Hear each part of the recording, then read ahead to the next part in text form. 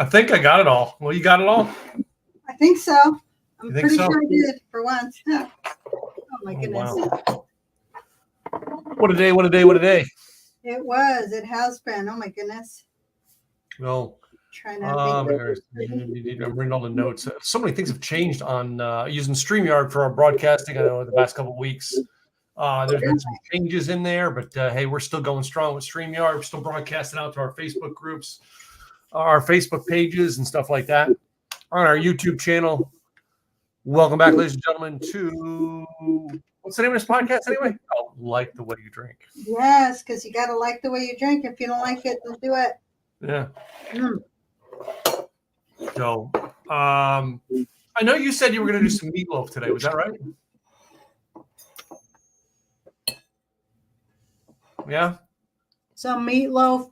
I usually like green beans with meatloaf, but this time it's with broccoli because that's what I had. And of course, mashed potatoes because mashed potatoes. I got rice. Oh, that's a good idea. Rice, brat, and hamburger. Oh, yum. Oh, yes, brat. These are left over from family party over the weekend, and I'm like, I have the buns if I want to put them in buns, but I have them on the plate if I want to eat them on a plate. Mm-hmm. They go both ways. That's right. But when you get home from work, all right, what is your go-to drink? I know we picked this because this is my wife. When she comes home from work, this is her go-to drink every night. Well, my go-to drink, if I go to something, it is going to be a whiskey or a scotch. That's usually my go-to. Yeah. I used to be a martini girl, but I kind of got away from that, getting my eyes out. Yeah, I just get a big cube. Sometimes I'll do neat, but I'll do a big cube and pour myself a good scotch, and that for me is absolutely delicious. So, no, I've got this. I wish I could tell you like I had this calculated risk. No, it's ice cubes, pour, a little bit of vermouth. Do I have the dry vermouth first of all, not the sweet? Well, I ran out of vermouth completely. I had ran out, and I was like, shoot, I ran out of vermouth. So I had to go get it. And then while I was there, I realized, well, do I get the dry or do I get the sweet? And I was like debating one way or another. And then I said, well, I got to get both. So I ran some vermouth. And this one has a lot of botanicals in it. So there's some great botanicals, but I also got the Dolan dry vermouth. And for the price point, this makes a really good martini. So I went with that. Then I said, oh, I'm forgetting my vodka because I have vodka here, but y'all know, it's Tito's, which is fine. I like Tito's, but I wanted my Crater Lake Reserve. Well, the whole state is out. And they said, we'll get it in once the state gets it. And I was like, oh. And then I get back to the office and then I realized, oh. I got some. I have my Crater Lake Reserve. I don't have reserve. I just have regular gluten-free. Well, I got this one last year at some point, but because it was behind this big bottle, this magnum bottle of wine, I did not realize until I was getting my little glass that I went, oh, this is the one I wanted. I wanted the Reserve. The Reserve is even better than if you like the regular, this is even better. It's a little bit thicker too. So I would have used Tito's had I not had that. So this is what I ended up with today. So I was pretty excited that I had some because I didn't realize that I had not ran out. I just hadn't seen it. But I need to get a picture. There's olive juice all over my desk. But hey. Oh, so you're making a dirty? Of course. It's the only way to have a martini is dirty. I have had other than olive juice. You know what else I've put in a martini before to make it dirty? What's that? I've actually used the peppercini juice. Oh, okay. Interesting. All right. You got to have a taste for that. Yeah. It's a unique taste. So, but of course, when you make a martini, the first thing you got to do is you got to hit the mic button and let Gladys talk so you can shake it. Yes, because it's shaken, not stirred. That's right. So there's a lot of variations when it comes to martinis, y'all. There's a lot you can do with martinis, which is kind of the fun part of it. I know we've done martinis before, but I said, you know what? Let me just go back. What's the what do we want to do with the martinis? And it is a classic cocktail. Everybody knows a martini. Anywhere you go, it's always seen. Oh, look at that! Oh, hold on one second. Don't finish pouring. As I pour it, baby. I know. I was looking for. Oh, there's my phone. Oh, that looks gorgeous. I need a picture of that. Take out. That is beautiful. I love the slow pour to my martini. Yes. I love it when you can almost. You almost have got it so cold that you can almost see ice chunks in there. Yes. So one of the great ways to chill your glass is put ice in it. You don't have to put it in the fridge; just put ice in it, and that will help chill it. Mm-hmm. And just chill and put ice all the way to the top, not just the bottom. I mean, this is to chill your glass. And I think you all have seen me do that before, where I have chilled the glass. I'm putting it all the way. Pile it high. So you can't skimp on that. Otherwise, it's going to take forever to chill. But I'm chilling a couple of glasses because I don't know which one I'm going to get because I forgot that. Do I have my martini glass here? No, I think I took my martini glass. Oh, there it is. Found it. I'm such a goof. I found it. It's here. My little llama was in its way, so we're gonna move the llama, and we're gonna grab my martini glass, and we're gonna remove the jacket because sometimes I'm wearing that all day long. So, Gladys said she had meatloaf. Basically, meatloaf it was a leftover you had, right? Yeah, that is correct. I had hamburgers left over because we had a party over the weekend. Hamburgers, hot dog. So, yeah, like that. And I just decided to write down beef. Beef and martini.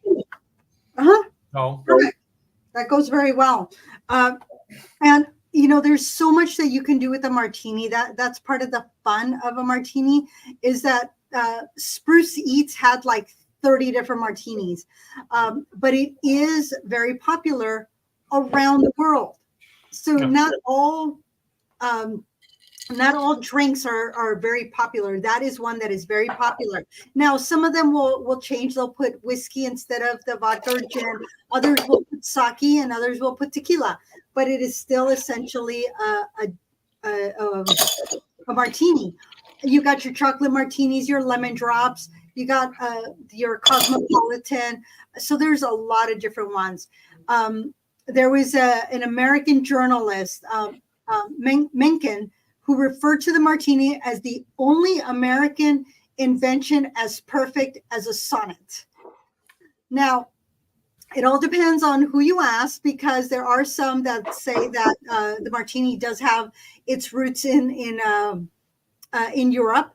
That there was a French immigrant that changed his name to Jean-Paul Martini, and it was like one of Italian composers changed the last name.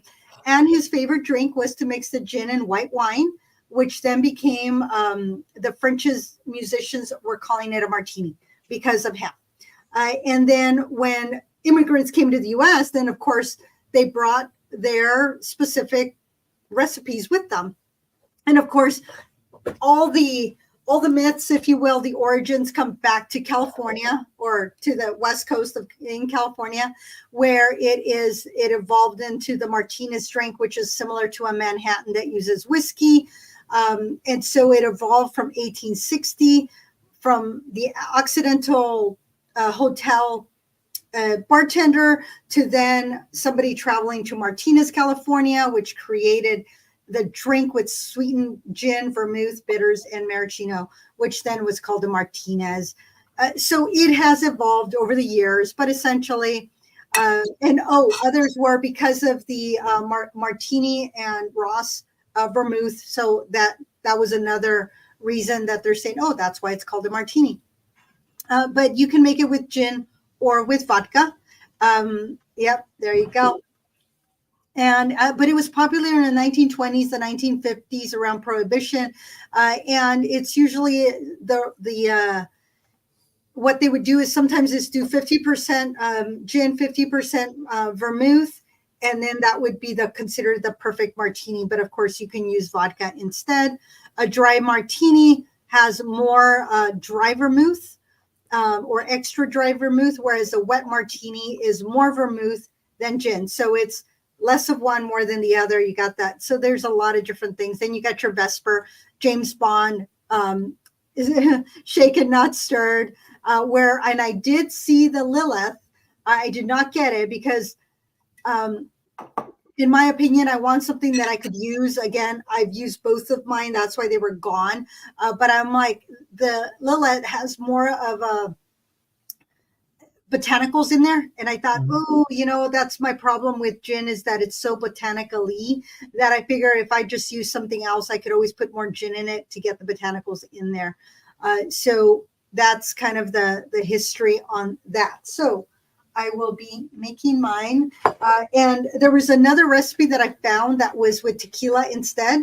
So it was blanco tequila, dry vermouth, aromatic bitters, and a lemon twist, and then you can do a variation of that. Yeah.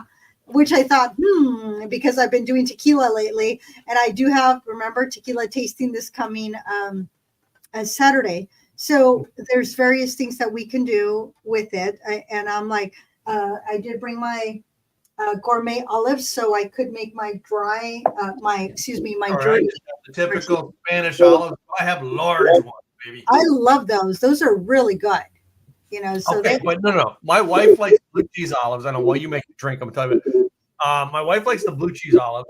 Oh, okay. I personally am I'll eat garlic or jalapeno one. I love those, but not a lot of your store brands make them good. Right. All right. To me, it's like a small company or like a winery that made them, or with the garlic and the jalapeno. Right. If I'm I have to get something from the grocery store, I'm sorry, I'm getting the typical Spanish queen olives. Yeah. They have the better taste for them. So. No, I like what you have. That's pretty good. So, that's my go-to. See, I notice how you're measuring yours out. I never measure my martinis out. Really? Never. Okay. No, I actually pour to what I pour inside what I think is going to be good enough. All right. I very little of vermouth, and then I like them dirty, so I'll sit and add my olive juice to my viewing taste. I look at it and go, yeah, that's about what it's going to look like. Okay. I have never sat and measured a martini ever. Wow. Okay. Yep. And And sometimes it's a little stronger on the dirt side. Sometimes it's stronger on the vodka side. Yeah, so long as it has the right color. It's always about color. You get the right color, you're good. So I'm gonna mute myself because I'm gonna. While you shake that up. Yeah, but having the right vodka matters. I know she's using Tito's, tonight, as well as the Crater Lake. It's one of the things I pulled the Crater Lake down, but I did not make it with Crater Lake. I have this much left, and I've got to get Gladys to ship me more because it's not available here in Texas. So I am using our Texas one, which is, we've done this on Taste Test before. Okay. I'm using our Dripping Springs, which is one of our family favorites. All right, it's very, very good organic type vodka here in Texas, from the Hill Country, and we always have some of that on our shelves anyway. So it's one of those vodkas that we always have. It's like the main vodka we always have. So anyway, the other thing I did tonight is I had a hamburger with it. It goes very well. Pairs very well. I just had the hamburger, but I didn't put the hamburger in the bun. So just like having a ground steak is what I made it. And, add some ketchup, some mustard, and ate it that way, which I don't know if you've ever done a hamburger that way. That's a pretty neat way to eat a hamburger without a bun. Oh yeah, I've done that. Absolutely. I have absolutely done that. The next thing I have is I actually have a brat left over. I am going to put the brat on the bun and taste it with it, but I am going to add some mustard ketchup to the brat. I didn't have any relish that I wanted to put onto it. Other things that I've had all kinds of weird things that I brought. Relish, sauerkraut. I didn't have any of that either. So, but anyway, I was trying to be a beef. I was going to bring that last beef hot dog I see in there, but I didn't. Okay. Anyway, but to me, it's the martini. So Gwen will call. That's one thing she likes to make. Uh-huh. But we've gone out to a restaurant. Like, okay, what do you want for a drink? And I will tell you, you know me. All right, the martini is usually one drink I own. What's the other one you think I would order when I go before dinner? You would go with if you're not going with the Dr. Pepper, you're going with a whiskey. Well, usually a mixed drink. What mixed drink would I put the whiskey in? An old fashioned. So those are like my two go-to drinks. If I go out to a bar, okay, what do you want? And I'm not going to sit and make up a drink. I'm either going to say, give me a dirty martini or give me an old fashioned. So, and that's what usually decides my dinner as to what I'm going to have. A martini, I can almost have it in anything for dinner. If I'm having an old fashioned, it's almost certain I'm getting a steak that night. So, but that's why I said I would try it tonight. I'd hardly ever the martini. If I have the martini, it's not always a shoo-in that I'm having the steak. As a matter of fact, I'll bet you I can count on one hand how many times I've had the steak when I went out on that. Yeah, martini calls more of you could do beef with martini, but I'm thinking fish. I'm thinking pasta. And that's what I think of that. Just delicate. Now, a gin martini, you need something that will hold up to it. So I would say a pork would go well with that. Mm-hmm. And I guess a steak would go well with it too, but that's what I said. I can't remember how many times I've done it. Almost always, I think I went with a fish or a pasta, maybe a pork roast or something that was on the menu that night, maybe a chicken. But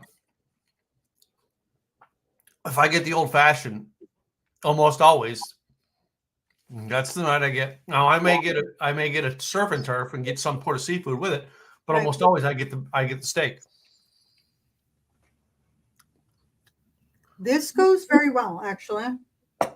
Actually, I'm surprised how well it pairs with a brat. But I think these are pork. I'm not sure these are beef.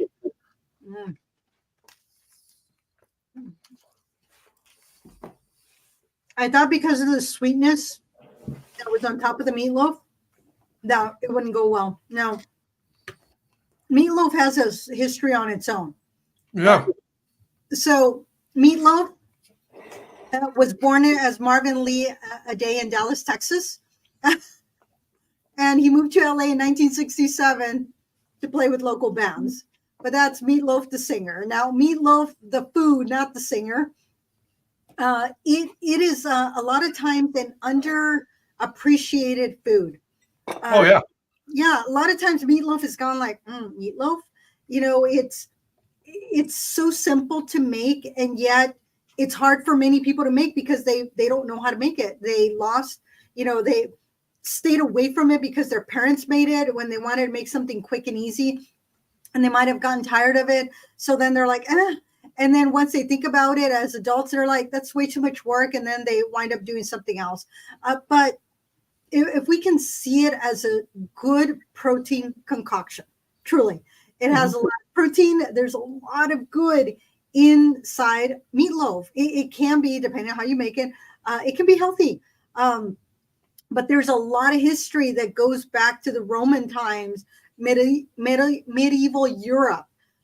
They were mixing fruits, nuts, and seasoning into these little disc shapes, pastes.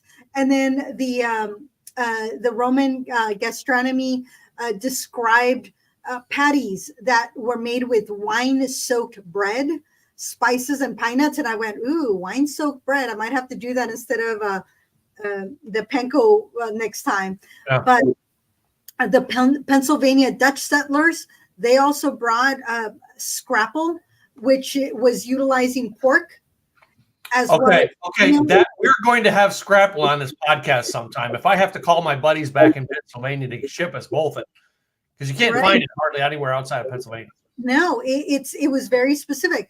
Then with the invention of the meat grinder, meat grinders used to be a staple in people's homes so that they can grind up their own beef. Now, to add an attachment to your mixer is like, I don't know, $200 for this one attachment to make your own. But it was a staple back then, and it made life a lot easier, and it became a little bit more popular.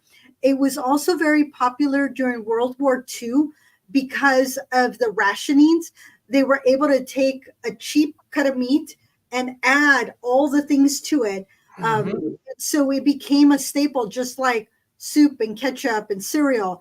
And so it started to come out as more popular. But it took some time. Now mine, what I did with this was the ground beef, celery. A lot of recipes do not add celery. I like celery. I've never heard that. Yeah, celery, finely chopped onion. What I have done in the past, but I didn't do it this time, finely chopped mushrooms. So if you want to make a little bit more, is adding mushrooms, and it'll make, if you're doing like a pound or 2 pounds, it'll make it into a little bit more. So like about a cup of celery, a cup of chopped up onions, Italian seasonings in there, salt, pepper, paprika. And I don't, some people say saute your onions. I don't. I just let it cook because I'm cooking it long enough. Yeah. But if you add all of that, eggs, a couple of eggs, milk, and panko. You could also do milk in ours, but we have done the panko and we have done the eggs, okay, which is the glue that keeps a lot of it together. Right. I don't do too much milk. It's like a quarter cup of milk, just enough to get a little wet. And then you could do panko, or you can do like Italian seasoning or just breadcrumbs. It all depends on your liking. I like panko, although I have used the Italian breadcrumbs before, just because it adds more flavor because of all the Italian stuff in there. If you want it depends on your cut of meat that you're using, your ground beef. If you're using an 80 or an 85%, then you don't need to cover it, but covering it helps cook it evenly through. But if you have a leaner cut of beef, your ground beef is 73.7, not suggested because that's way too lean for a ground beef. Cover it to help it. The other way you can do it is also that I've done before is you can top it off with bacon. Mm-hmm. Because the bacon has fat and it renders into the meat, which just gives it. You can do it with prosciutto also. But I covered mine because it was 3 pounds of meat for about an hour or 10 minutes. Mm-hmm. Then I uncovered it. And then my topping was a mixture of ketchup, a little bit of white vinegar, brown sugar, salt, pepper, garlic powder, onion powder, all mixed together. And then that's I took out all the juices because there was a lot of fat in there. So I removed it. I drained it essentially. Then I added all my ketchup mixture on top, uncovered it for another 15 minutes, pulled it out, let it rest for 10 minutes. So long as it's 160 degrees on the inside, you're good to go. Yeah, and then, I've used my barbecue sauce for topping. Okay. Which I know you've had some of my barbecue sauce. Of course, you got it in the worst case. You had it after a trip. Mm-hmm. But I want to talk about meatloaf. All right. How many times have you gone out to a restaurant and got meatloaf? I want you to think about that. That's like very rarely do you find meatloaf on a fine restaurant. However, I will tell you one place that made the most killer meatloaf, and I would go and get it all the time, and that was Boston Garden. Or Boston Chicken was Boston Market. I think it was changed to. Mm-hmm. Some of the best Go in, get it. I mean, meal. I used to get it with the fried apples. Well, Okay. what else did I get? I think I got. I think I got the mashed potatoes too. But no, I think I got the mashed sweet potatoes. So Okay. I would do the mashed sweet potatoes. All right, the apples and the meatloaf from Boston Market. And I remember that was like that was one of those luxury meals when I was homeless and eating the dollar menu at McDonald's. And it was like that was a luxury to go in and get one of those. And I remember the first night I got it, how good I felt the next day. Wow. Meatloaf, a very filling food, right? And it's done right. And then you put the right fruit, all right, the right vegetable with it. It will, all right. You food and drink matches your energy after you drink it, after you eat it. Well, I will tell you. So I was listening to a book. The name is Roar, Roar. And there was two authors. One of them was the primary one. But she was talking about a lot of these women that are athletes had come to her because they were having issues with their performance. And it was about the food. And it wasn't that they were eating bad food. They were eating good food. They just were not eating enough of it. Yeah. And once they adjusted, and so then there's this metabolic blah, blah, blah that I did the calculation and I'm looking at it and I'm going, now usually when I'm on focus and I'm following what I'm supposed to do, I keep myself at 1,200, maybe 1,500 calories. Okay. I'm supposed to be me. I'm supposed to be at 2,000 actually 2,200 when I'm exercising, 2,000 when I'm not exercising. Still, I'm going 2,000 calories and I'm twitching thinking this is too much. But if I'm doing the right foods, the correct foods for my running, it's actually going to help me. So I'm like, okay, how am I going to do this? Because I don't need to go on any particular diet so long as I'm eating the right things and I'm doing my running and I'm also resting. That is so important, the rest piece of it, to allow my muscles to grow with the protein. So I need my carbs, I need my proteins, and I need my fats. So I'm like, okay, so I have to make some adjustments where I'm eating the right things, but I have to up my calories of those right things. I have to up my vegetables. Yeah. I've already upped my water intake, so I'm getting better at that. I'm still not where I need to be, but I'm getting. But you're right.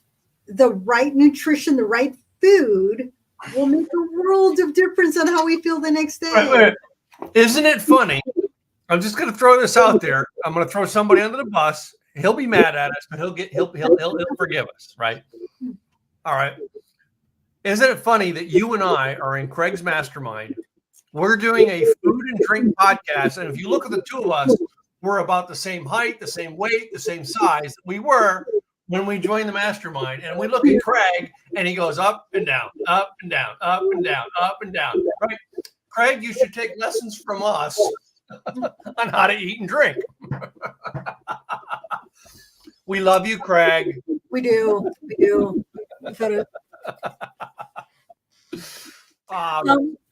But I had started and I stopped and I have to start up again. But my Fitness Pal on my cell phone, when I follow and I put in my foods in there, it helps me really regulate what I'm supposed to eat. And there's times that I know that I have a networking dinner or a business dinner or just dinner. Yeah. And I will plug that in the morning. Morning doesn't matter because my morning is my protein shake, my coffee. That's my morning 99% of the time. So I plug in my breakfast, which I already know what it is. And then I plug in what I anticipate to eat for dinner. And then that will determine what do I have for lunch? How many calories will I have for lunch? And so I will do that. I don't eat breakfast. Yeah, I cannot not eat breakfast. I wake up starving. And then I get hangry, and you don't want to. Well, no, that's why we usually eat our meal later in the night. So, like, I wake up. I mean, my body's still full from the dinner the night before, but I eat a bigger dinner than anything. and I'll eat minor lunches like networking. So I'm at a lot of networking functions now. Right. I joined Master Networks, and I'm at these lunch. Basically, I get done a meeting and we're at a restaurant, so I go eat lunch. Right. 90% of the time, I eat off the appetizer menu. Okay. All See, right, and it fills me enough to get me with enough energy through the afternoon. Okay. And then in mid-afternoon, like I get a hangry streak about 5:30. All right, 4:30 to 5:30, I get a hangry streak where, all right, if I'm really hungry, man, I will raid the pantry and eat every potato chip and pretzel in sight. But I've learned to try to balance that out and not load up in the morning. Now, there's mornings I wake up and I'm hungry, and I'll get like a breakfast sandwich at McDonald's or a breakfast sandwich at Starbucks. And usually my breakfast, if I do that, is I'll either get the oatmeal. Oh, I love their oatmeal. Yeah. All right. Yeah. Which if they have great oatmeal at Starbucks, right? Or at Starbucks, they have this egg white spinach feta wrap, which is, there's no meat into it. It's an egg white. So it's not all egg. And I don't know, it's not the egg white. It's just the flavors that are into it. It's the combination of flavors I love. Yeah. All right. And I'm not eating it because it's a healthy or a vegan menu. It's something that when I worked for Starbucks, they came out with it, and we had to taste everything, and I fell in love with it. Now, the breakfast at McDonald's, truthfully, the egg McMuffin, or not egg, but the sausage McMuffin, no egg, is my favorite. Sausage, cheese on a toasted English muffin, that's my favorite, right? I'll make that at home, and I love making my own. It's like, and I will add the egg in there. And then the cheddar cheese, and it's like going, oh my goodness, this is like the best, but of course healthier. Usually my breakfast consists of my protein shake. Yeah. But the thing is that I can't eat dinner too late, because when I start, and I noticed that when I was eating dinner at 8, 9, 10 o'clock at night, I was gaining weight around the midsection. Okay, yeah. Well, that all goes to the fact that your habit, how you've trained your body. And even though I was still not going to bed till midnight because I was doing laundry, it's not like I ate and then sat. I was eating and then doing stuff. Yeah, there was times that I would continue working, but for the most part, I was just doing stuff around the house. Wouldn't get to bed till midnight, and in the morning, I may or may not be hungry. Just depends. But what I realized with my body, I cannot eat late. But 6 o'clock is ideal time, no later than 7. And then still have some movement, and then I'll be fine. But in the morning, I'm hungry. And so I usually make my protein shake, bring it to the office, and I'll drink my protein shake anywhere between 8 and 9 in the morning, depending on how starving I am. This morning, I was starving, so I chugged my breakfast protein shake before I came to the office at 8 a.m. I'm like, gulp, gulp, because I was starving. Then by 11:30, I was hungry. I kept it very simple. I had a small baked potato with butter, sour cream, and my chives, and that was it. That was in my water. That was my lunch. And then I was hungry again by like 4:30. I was like, okay, I'm hungry, but I wasn't going to have a snack because I knew I would be eating meatloaf. So this is going to be my last meal until tomorrow morning again. It's unique that we did the cookout over the weekend. And you know what I mean? We talk about what we eat healthy in a cookout. All right. If I go to somebody's house and they're making meatloaf, I'm tasting it because I don't care. I want to know what their recipe is. I want to taste their recipe. Because to me, I've never had 2 meatloaves that taste the same ever in my life. And so I'm always tasting that. But this weekend we did corn, and we snapped the corn cobs in half and cooked them on the grill. Okay. I must eat 6 of them. I love them because I make corn on the cob. I love it so much. It's so good, right? And I know they always said corn wasn't that great for you, but anyway, I think it comes down to our eating habits and our drinking habits. Friday I had a networking meeting. Then we had a leadership meeting afterwards. I left the meeting before the leadership meeting, walked up to the bar, and I was like, "Oh, I want my Buffalo Trace whiskey." I go in, and then I get boneless wings, and usually I finish the appetizer boneless wings. I finish it all. Okay. I left 2 of them in there. I didn't finish it this time. And I had another whiskey before I left. Right. And then I went to meet a new client, new member of my mastermind that you're in as well. Yeah. And she was just, she was wanting to talk to me. She wanted to get involved with me. She's just struggling with everybody she's worked with. Oh my goodness. We met at a different coffee shop that I've never been to. Okay. And I go in and I'm like, it's afternoon. I don't want another cup of coffee. I was going to buy a bottle of water, but I also I cannot go to a meeting in some business and not buy something. Okay. So I said, do you have green tea? She's like, yeah. So I had the iced green tea. I think I took 3 sips of it. Okay. And I was just, I couldn't stand it. It's just not great. But I had to buy something because to host that meeting there. But, right. It's funny that I did that. And usually that was like my hangry period. It was like 4 in the afternoon when we met. Okay. That's usually my hangry period. I didn't buy any other food. I came home, and I don't think we ate dinner until 7:30 then. Maybe 8. Oh, wow. Okay. But it's balancing out. And I think when you change your habits, your eating habits is what changes your life. My eating habits got based on the fact that when I was homeless, I didn't have money for breakfast. Right. So I went through 2.5 years where breakfast was lunch at 11:30, 1 o'clock in that time frame. And that was it. And it was a double cheeseburger from McDonald's and a McChicken sandwich from McDonald's. And it was my budget. So it's what I could afford. Yeah. Now I eat a lot more, but I've learned to balance my life in how I eat or drink. Friday was the first time at a lunch out that I had more than 1 whiskey while I was out. Oh, wow. I never have more than 1. Usually I have 1 double neat. I had 2 doubles while I was there. All right. But to a Buffalo Trace, man, you can't go wrong. Exactly. It's like Crater Lake vodka. All right. You got to have it if it's available. Yeah, it's good stuff. You can't say no to it. Say no to it. No. Yeah, when you have good stuff, and it goes down so beautifully and just so easy to drink, you just enjoy it. You just enjoy it. I'm still enjoying this. I mean, even this. All right, this is the problem. Somebody said to me, "You're still sipping on that whiskey on Friday." Yeah, I don't just. I'm not a shot guy. I'm a sipper guy.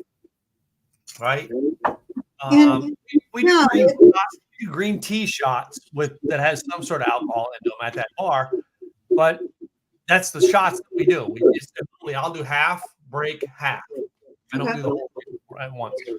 So anyway.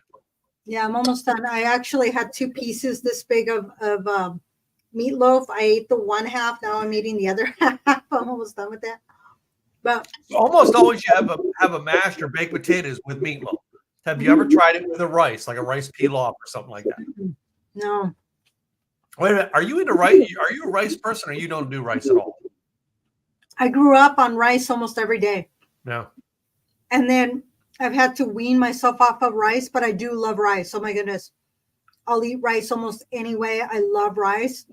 And then I got into the wild rice, and that was fun. Yeah, we have a wild rice that we cook, and I like that a million times better. And then risotto. Oh my goodness, I love risotto. Oh yeah, risotto. Oh, that was like the best. So yeah, I absolutely love rice, but I wouldn't pair it with. I mean, I guess I could, but not normally.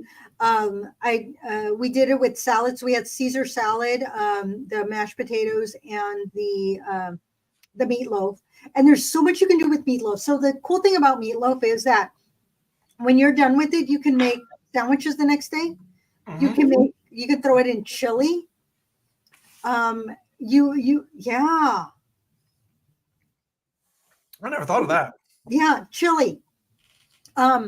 You can turn it into like a burger if you want, so that you just make yourself a burger with all the stuff, only instead of a meatloaf sandwich is basically what it is on a burger bun. Yeah. So instead of a sandwich, it's a burger. So it depends on what your bread is. I know, semantics. But wait a minute, meatloaf doesn't have to be made with beef. Correct. You can make a great ground turkey meatloaf. Yeah. All right. A great ground pork sausage meatloaf. Yeah. All right. There are other combinations you can do with a meatloaf that is really, really good. Just like the martini, it is very flexible. Mm-hmm. It's a good martini. Just make sure that you cook it to 160, let it rest. Make sure there's enough fat in there to keep it moist. Cover it. And just try different things. What do you like? What do you not like in it? As opposed to my steak where it would still be pink on the inside. Right. You got to have a pink steak. Yeah, you don't want this to be pink. Yeah, and isn't it funny that it's the same meat, but it's cooked differently, right? And that goes back to, like we joked around saying, you know what I mean? We eat something that's very balanced. We drink things that are very balanced. And you look at you and I for the past 10 years, our looks haven't changed. We haven't ballooned up. I mean, you and I's pictures, if you go back 10 years, we look almost the same size every time. We don't balloon up. We don't yo-yo, I guess you can say. And I was going to say that about you, that when I met you, I was in Texas at the time. So it must have been 2009 or 2010 when I first met you. Now, mind you, we didn't have a full-on conversation. It was a very brief conversation, but everybody remembers Tim. You looked exactly the same. Yeah. Tall and slim. No, I'm not saying I'm healthy in the way I eat. I'm just saying that I've learned to balance. Yeah. All right. The fact that I have a food and drink podcast is unique because the only thing that I'm a snob about is my espresso. All right. Now, food, I'm not a snob about it. I just are like, okay, I'll taste it. If it's not for me, I eat my portion and I move on. Yeah. Right. If a drink's not for me, I drink it for taste on the show, and then I move on. I don't criticize it because just because Gladys likes it doesn't mean I have to like it. Right. Yeah. And that's what we talk about is, liking the way you drink, finding those flavors that you enjoy and finding the flavors that you enjoy with your food. And that's kind of fun. So with meatloaf, you can add wine to it. You can have it with beer, or you can have it with a Manhattan, or you can have it with a martini. Well, that's the other thing. Yeah, when we're out at a restaurant, Gwen almost always, when she picks her meal, she picks the wine to go with it. And she says, I want a glass of this wine, and I want it delivered with the meal. Yeah. Because the wine goes with, she's having steak, she's having fish, she's having pork, whatever it is. And she's paired it. She's thought ahead to pair it. So I've done that before. Can we get you something? And it's like, no, I'm going to decide what I'm going to eat first. And once I decide that, then I'll tell you what I want to drink. I've done that many times, unless I absolutely want my old fashioned that I know that's what I'm going to have before dinner. What? But that's different. But if I know that whatever I'm going to order is going to be with dinner, then I wait until I know what I'm going to eat. And then it's like, oh, what will go with this? Let me go with. Well, see, that's where I said I almost always pick the drink because, okay, this is the drink I'm going to have before dinner. And that drink almost always sets the taste mode for, okay, I had a martini tonight. What's the chicken tonight? It's different. It sets the mood for what I'm going to eat at that restaurant. Right. I hardly ever have an extra wine with dinner. All right. I don't know if you do when you're out, but yeah. But then there's always a dessert. Almost usually I'll have if there's a dessert wine and a dessert that goes with it, I may have it. Yeah. See, and I would rather, if let's say that I'm having a delicious cocktail, that I will leave that. I might not finish it. And then after dinner, then I'll finish my cocktail. And that's my dessert. I very seldom will get dessert, and I might take a bite. Like if Sean and I are out to dinner and he orders dessert, I might take a bite, and that's about it. And I'm like, I'm done. And if it clashes with my drink, then I'm like, nope, thank you. I'm enjoying my cocktail here. I'm not going to have that sweetness because it's going to ruin the taste of my cocktail over here. Well, So if I go to a Mexican restaurant, which we all know I'm not a fan of Mexican, right? Almost always it's like a mojito I get or margarita.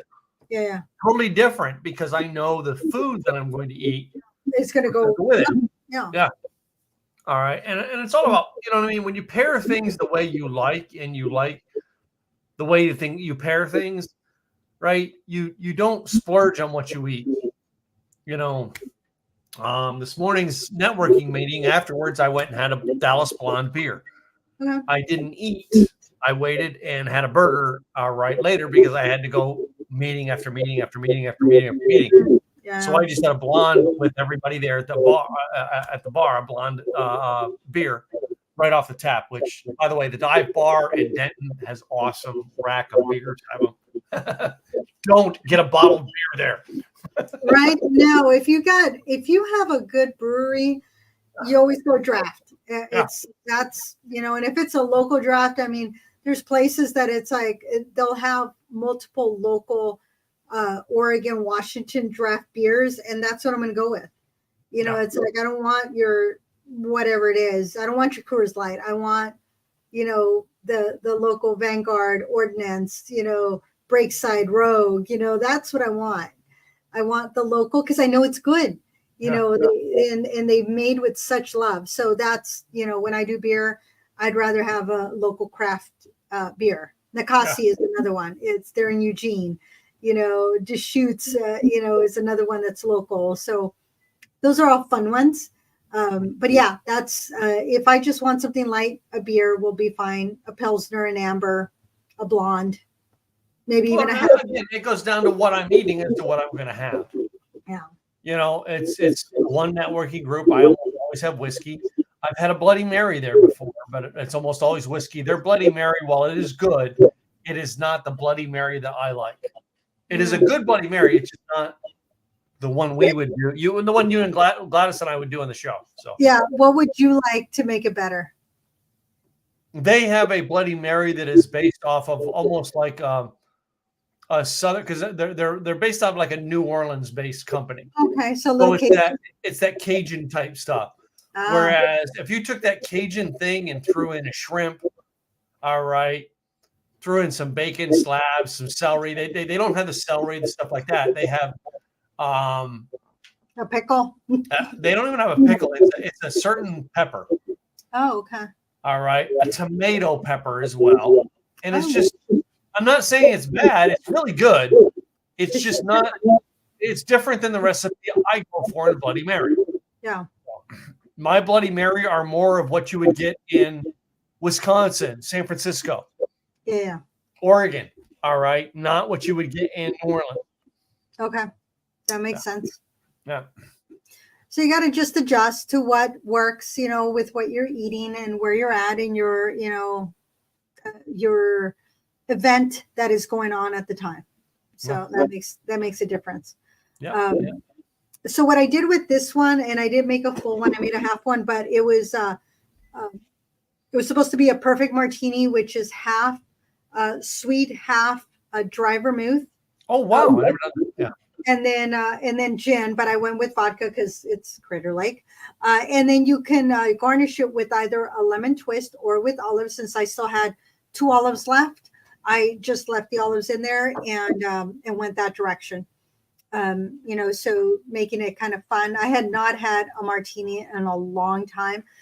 Y'all, the Dolan, for the price point, it's really good. This Ransom, I'll have to try this one by itself, but it has a lot of botanicals in it. It's a sweet one.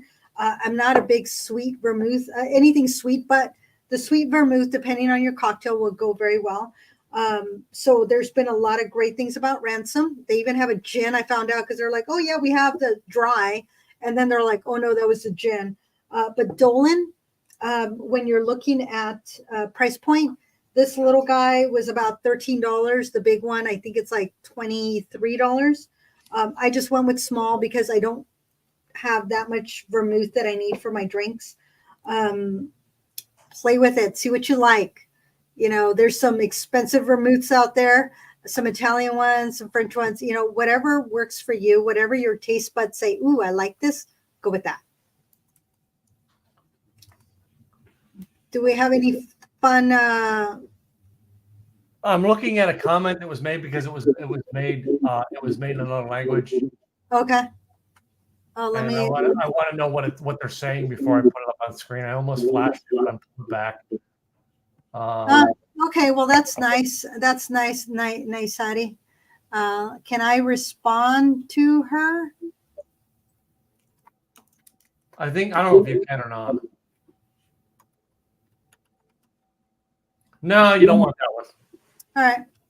Very cool. Yeah, if you want me to translate, I can. My French is good enough to be able to translate. I'm going to put it in the private chat for you what the translation is. Oh, I know what it is. My French is good enough to know, who wants to be married.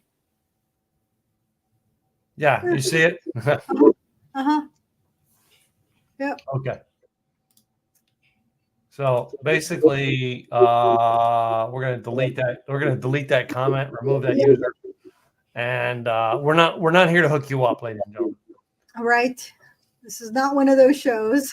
Yes. I was going, ooh, my French is good enough that I know what that means, and let me see what I could, if it's good enough to respond back. Yeah, I was speaking with somebody from Quebec, and he says, he goes, I'm trying to translate it from French. I said, say it in French. I said, I know enough where I could probably translate it. It's okay. I haven't used my French in a long time. I got jobs because I spoke French, but not using it. Unlike my Spanish that was ingrained in my brain since I was a kid. The Spanish isn't going away. The French, yeah, not my best, but here we are. Yeah, I know. The only thing I know about French is kiss. As opposed to an Australian kiss, and we won't go there. The other direction? No. I will tell you in private, I am not saying that on the air. Okay. All right. Sounds good. I think this was good. This is a good show. All right. We had some great conversations both about health, food, combinations of all right, as well as drinks that we make. Yes. A little bit of history on meatloaf. Where else are you going to get the history of meatloaf? Not only I didn't go into a whole lot of history on Meatloaf the singer, but Meatloaf the food. Love your meatloaf. What you can do with it, it goes a long way, especially if ground beef is on sale. And yes, you can freeze meatloaf before you cook it. So make it, freeze it, and just shape it. Cook it when you need it. Yep. Okay, I will say this about Meatloaf the singer. I remember in the 1970s, all right, my friend Dookie, who has passed away, all right, Duke, God rest his soul, all right, his dad was my dad's best friend, all right, and we had to run to the store for something, and we went in his sister's car, and we're talking the 1970s in Pennsylvania, where you leave in the middle of January, you go out and fire up the car, and you wait 30 seconds before you put it in drive, so the car has some idea of warming up, because It is like 12 degrees outside. Yeah. And we're sitting there, and his sister was cool. Him and I were like, dealing with the Christian mom and dad. But his sister was cool because she was, I think, in her 20s, and she had an 8-track player. And she's like, okay, you guys pick the music. And we went through her 8-track tapes, and Dookie picked up the Meatloaf one. He said, let's play Meatloaf. It sounds warmer. Oh, my goodness. Seriously? To me, that is one thing I remember about Duke. And God rest his soul, he passed away probably about 18 years ago. All right. He was my age. All right. At such a young age. It is so sad to see that he passed away at such a young age. He was a great kid. All right. I knew him as a kid. When we got into adult years, we kind of lost our way.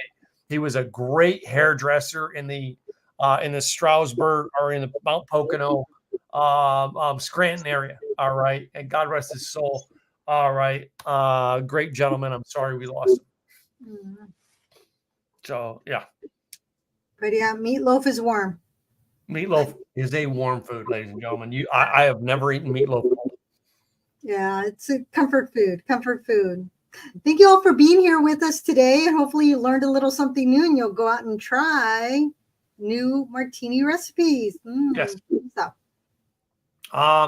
Ladies and gentlemen, before we go, we're going to give you two things that we do on every show, ladies and gentlemen. Number one, we have an insiders club. you can actually join this, all right, and actually get to help us pick ideas and pick food and drink for our upcoming show. Go to likethewayyoudrink.com. There is a button that comes up, says join the Insiders Club that you can do. You must be 21 to join. It is free, all right, but you must be 21 years of age to join. The reason we have an opt-in system, ladies and gentlemen, is because we have to know that you're 21 to be in this club. We cannot talk drinks with an underage person. I'm sorry. It is against laws, and we will not violate laws to have this show. But go to likethewayyoudrink.com, click the button, say join the Insiders Club. There's all bunch of other benefits, which we're not going to go into. You go watch our past episodes. We've talked about it a million times.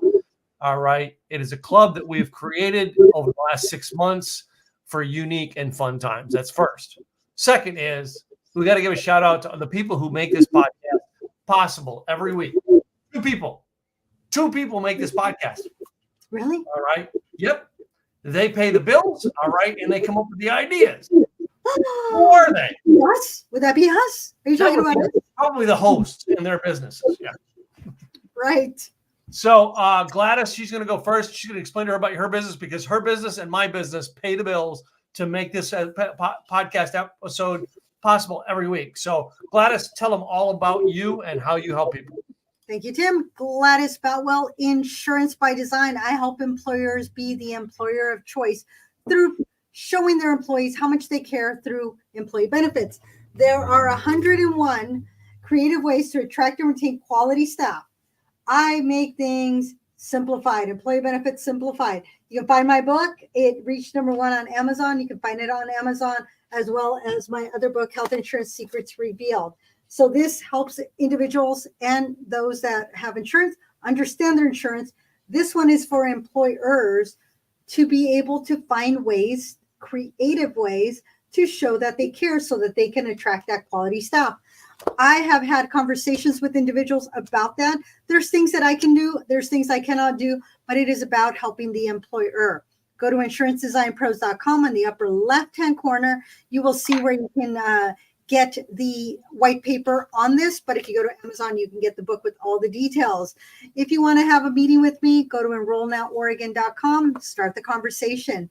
I will turn it over to my co-host, Tim, and his business. Thank you, Gladys, for so much for that. All right. Hey, guys, my name is Tim Gillette, and I actually have a thing called Simple Easy Websites. All right. We are the trusted guide for your small business, business owner, your entrepreneurs, your solopreneurs, addressing all your online website needs.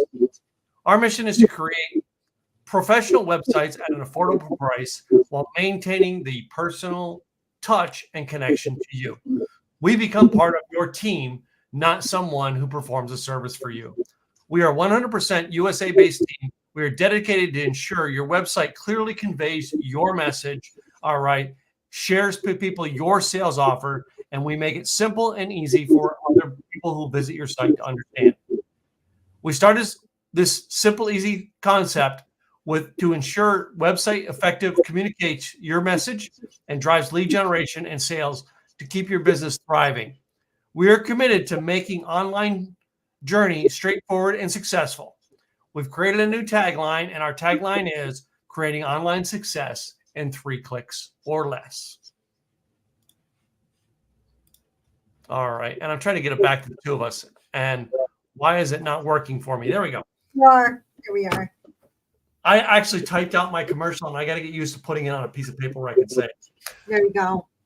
Yeah. So follow us, y'all. You know, we're here to help. If you know somebody that we can help, share.